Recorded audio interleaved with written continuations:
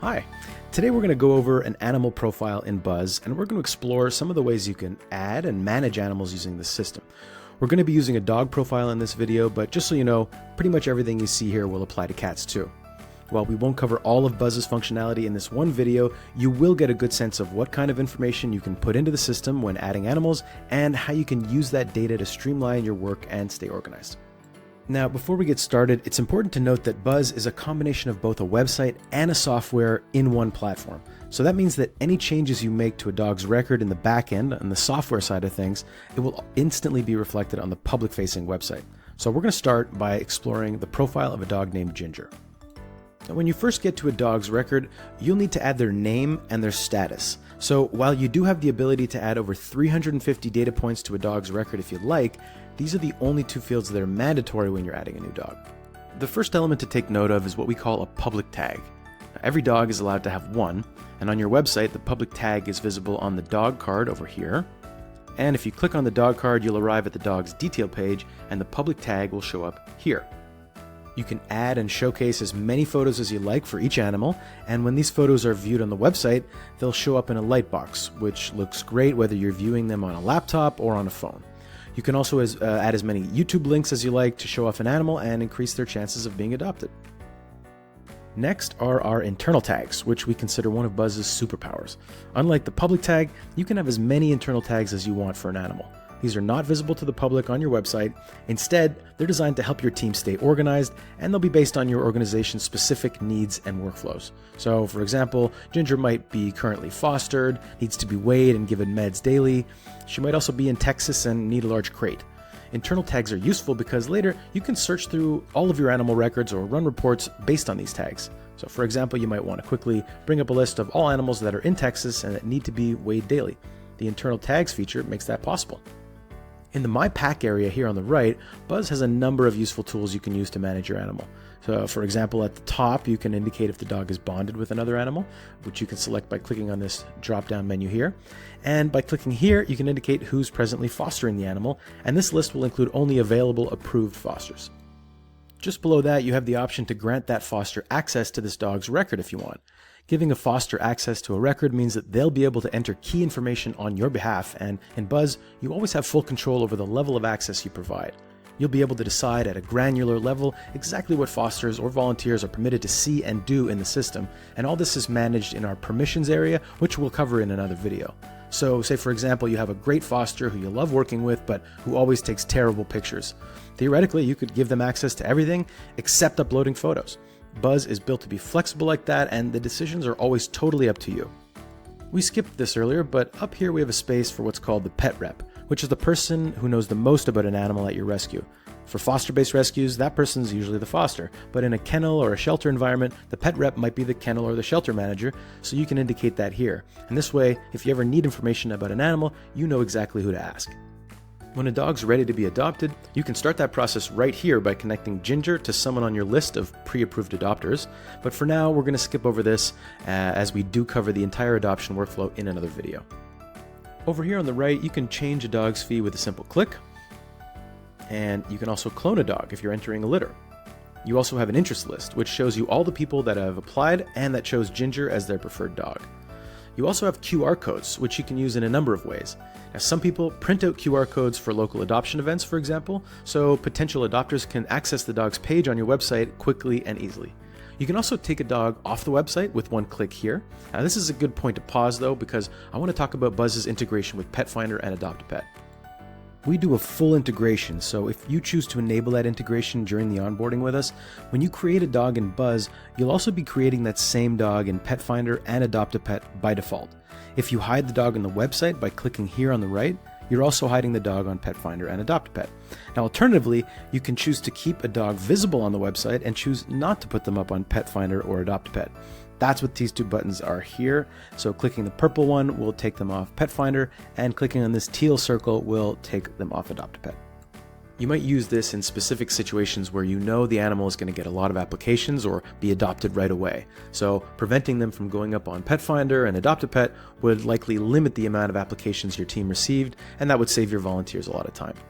Moving on, if you click on this little half moon, it brings up Ginger's public-facing information. So here's where you're going to add things like a dog's breed, their color, date of birth, their weight and height, and other important descriptors like energy levels or any previous training, special needs, are they good with kids, do they get along well with other animals, etc. As you know, the more details you include, the better the chances are of a successful match.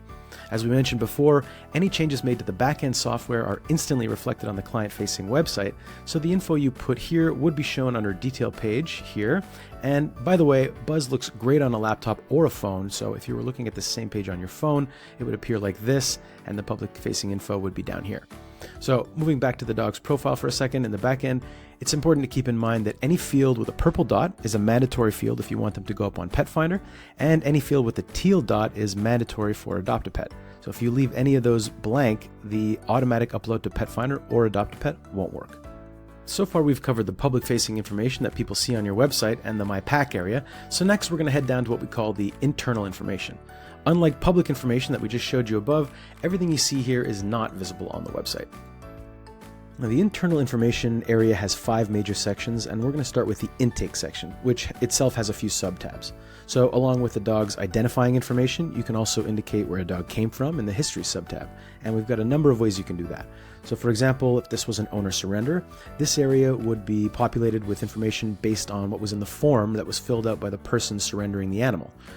If the dog came from a shelter, for example, you would choose from a list that you work with. The same is true if it came from another rescue that you work with. If the dog happened to be a stray, or maybe it was recovered after some kind of disaster, you'll be able to put all the relevant data here, including any notes.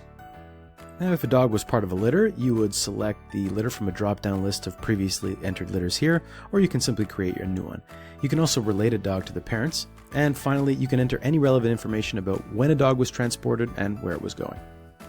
Once the dog is in care, you can use this routine sub-tab to input the food you're giving the dog and record any other observations about the dog's sleeping or grooming routine.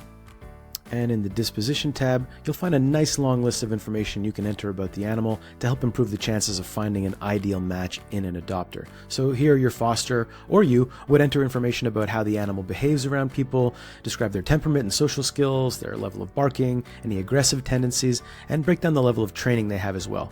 Now you'll notice the purple and teal dots are here as well. This means that this information about training is also included in Pet Finder and Adopt-a-Pet. In the medical area, we have the Intake Medical Observations sub-tab, and that's where you're going to acknowledge what the dog looked like when they came in. So this includes observations about the animal's weight, their eyes and skin, their ears, mouth, gums and teeth, etc. You can also input the microchip information, and you can record whether the dog came microchipped or if you microchipped the animal yourself. If you're handling the spay or neuter of the animal, you can acknowledge which clinic did it and the date. If the dog isn't quite ready, you can enter an expected date. Putting the date here can be useful. For example, later on you could run a report in Buzz that would use that information to identify any animals that needed to be spayed or neutered during a given time period. Up next is vaccines and preventatives, where you'll be able to choose from a huge list of options that we provide, and don't worry, if there's ever anything missing from the list, just let us know and we'll add it in for you. You'll be able to do the same for non-core vaccination, preventatives, heartworm, and dewormers, and you can put as many doses as you need for preventatives or vaccines. We can also acknowledge any exams, tests, and treatments that the dog will be receiving while in your care, as well as any medical conditions that it has or any medicines it requires. Next is the Documents area.